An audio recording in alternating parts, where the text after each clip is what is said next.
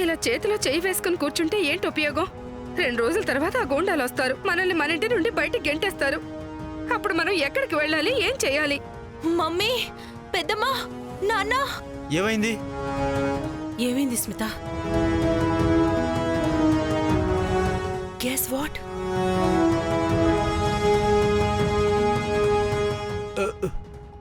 ఏంటి ఏమైంది? ధ్రువ్ మన ఎర్ర గులాబీని వెనక్కి తీసుకొచ్చాడు.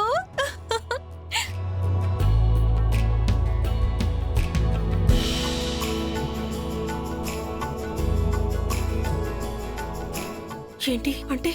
అవును పెద్దమ్మా, మన కార్ని తిరిగి తీసుకొచ్చాడు. ఇదెలా సాధ్యం? లేదమ్మా, నువ్వేదో పొరపాటు పడినట్టున్నావు. ధ్రువ్ కార్ని ఆ గుండాలకిచ్చేశాడు కదా. కరెక్ట్ మమ్మీ, ఇచ్చేశాను. కానీ ఇప్పుడు తిరిగి తీసుకొచ్చాను.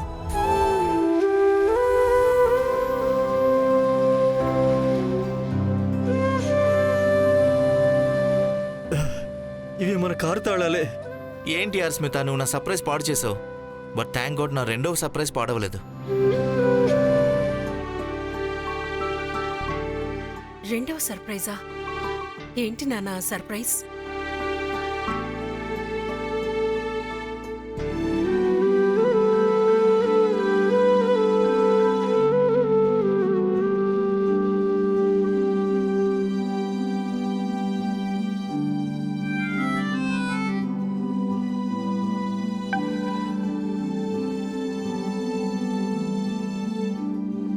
మన ఇల్లు.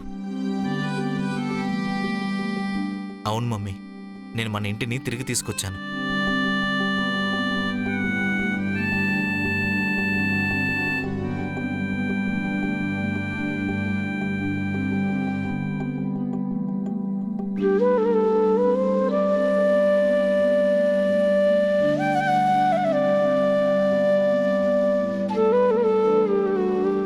ఇది ఇది ఇది నువ్వెలా చేసావు ధ్రువ్?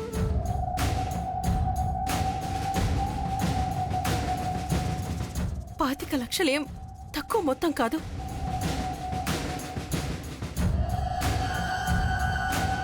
నిజం చెప్పు ధ్రువ్, నువ్వు డబ్బులు ఎక్కడి నుంచి అరేంజ్ చేసావు? అంత డబ్బు ఎక్కడి నుంచి తీసుకొచ్చావు?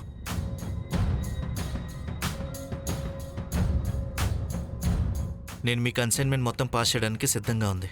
బదులుగా నాకు వెంటనే డబ్బులు కావాలి. 25,00,000. జవాబు చెప్పు ధ్రువ్. మమ్మీ, నేను నీకు చెప్పాను కదా నాకు ఒక ఫ్రెండ్ ఉన్నాడని.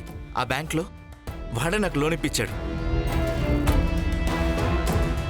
ధ్రువ్, ఇంత పెద్ద లోన్ ఎలాంటి గ్యారంటీ లేకుండా నీ ఫ్రెండ్ ఎలా ఇప్పించాడు?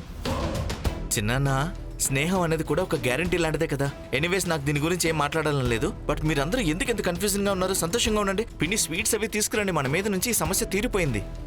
హా ధ్రువ్, నేను బాదం హల్వా చేసేస్తాను. కానీ నువ్వు బ్యాంక్ నుంచి లోన్ తీసుకున్నావు కదా, అది కూడా ఒక రకమైన అప్పే కదా. మరి మనం దాన్ని కూడా తీర్చాలి కదా. అవును పిన్ని, మనం డబ్బులు కట్టేస్తాం కదా. చూడండి, నేను మా బాస్తో మాట్లాడేశాను. ఆయన నన్ను అలౌ చేశారు డబుల్ షిఫ్ట్ చేయడానికి. సో డబుల్ షిఫ్ట్ ఉన్నప్పుడు పేమెంట్ కూడా డబుల్ అయిపోతుంది. ఏంటి డబుల్ షిఫ్టా? నీకేమైనా పిచ్చి పట్టిందా ధ్రువ్? నువ్వు ఇప్పుడు డబుల్ షిఫ్ట్ చేస్తావా? మమ్మీ, నువ్వేం టెన్షన్ పడుకో, అంత మేనేజ్ అయిపోతుంది. ఎలా మేనేజ్ అయిపోతుంది ధ్రువ్? అయినా నిజం చెప్పాలంటే నేను ఇంకా నమ్మలేకపోతున్నాను. ఇంత తొందరగా అలా ఎలా అంతా సరిపోయింది? ఐఎమ్ సారీ మమ్మీ, కానీ లంచం తీసుకోవడం తప్ప నా దగ్గర వేరే ఆప్షన్ ఏం లేదు. నా ఉద్దేశం ఏంటంటే, అక్క, మీరెప్పుడూ చెప్తూ ఉంటారు కదా సంతోషాలు వస్తున్నప్పుడు అన్ని వదిలేయాలని. అందుకే ఈరోజు నేను మీకు చెప్తున్నాను, ఏం దిగులు పడకండి, మీరింకా సంతోషించండి. ఈరోజు ఇంటి వారసుడు మన ఇల్లుని మనకు తిరిగి తెచ్చాడు. అవును పెద్దమ్మా, మనం ముందు సెలబ్రేట్ చేసుకోవాలి. కానీ మీరేమో పాపం ధ్రువ్ని ఇన్వెస్టిగేషన్ చేస్తున్నారు. వదిన, ధ్రువ్ మీ కొడుకు. వీడెప్పటికీ ఎలాంటి తప్పు చేయడు.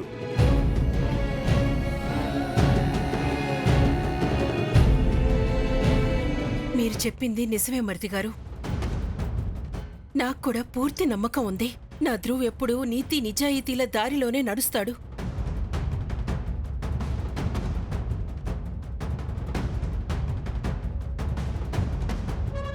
చివరికి శుభం అయితే అంత శుభం అన్నట్లే. ఇది నిజమే.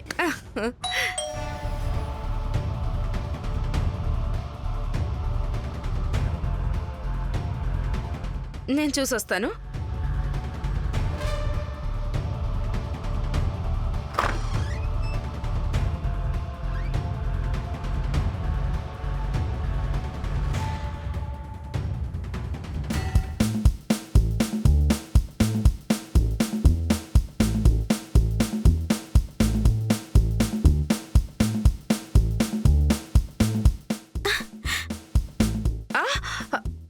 ఎవరమ్మా నువ్వు? నా పేరు బబ్లీ కుమారి అండి. జనాలకి మత్తెక్కించడం నా పనండి.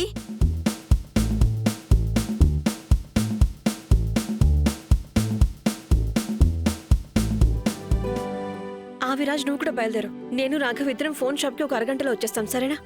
ఓకే. అరే మీ నుదుటి మీద ఏముంది? ఏమంటుంది? ఏం లేదు. చూపించండి, చూపించండి. రాఘవ్ చూపించండి. రాఘవ్ రాఘవ్ చూపించండి.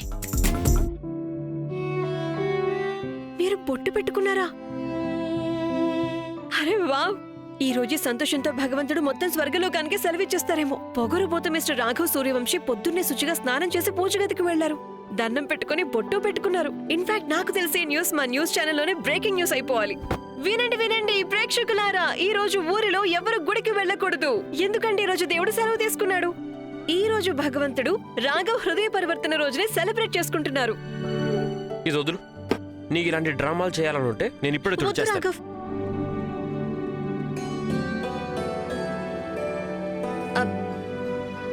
నేను ఊరికే జోక్ చేసి ఉండొచ్చు, కానీ నేను లోపల చాలా సంతోషిస్తున్నాను. మీరు భగవంతుని నమ్మటం మొదలు పెట్టినందుకు. అది నేను భగవంతుని ఏదైతే కోరుకున్నానో అది నెరవేరాలని.